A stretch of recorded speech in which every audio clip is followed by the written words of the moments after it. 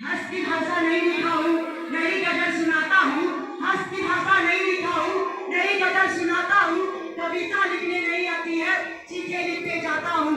देश मेरा जल रहा है, आग लगी है सीने में। देश मेरा जल रहा है, आग लगी है सीने में। भारत भारत चीख रहा है, चीख सुनाने आया हूँ। देश मेरा जल रहा है, आग लगी है सीने में। तो राम मंदिर या बाबरी का पक्ष नहीं मैं लाया हूँ। भारत भारत चीख रहा है, चीख सुनाने आया हूँ।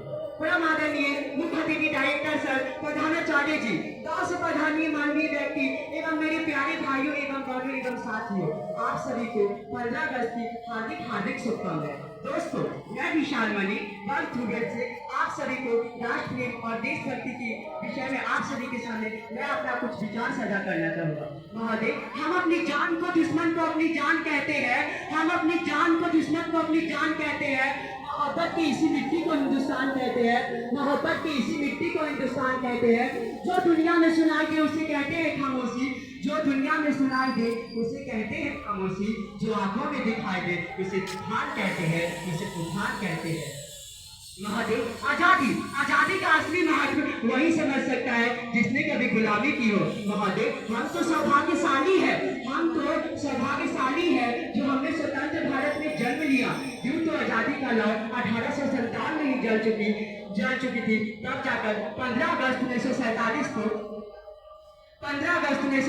को हमारा देश आजाद करे। महोदय, मैं बता दूं कि प्राचीन मध्यकालीन और वर्तमान भारत की उदाहरण से जब हम रंग बसंती टोलों के एक आवाज में टोलों के टूले उभर जाते थे तो घूर में आने वाली 5 डिग्री सेल्सियस का तूफान अंग्रेजी शासकों के जले गिरा दिया करते थे।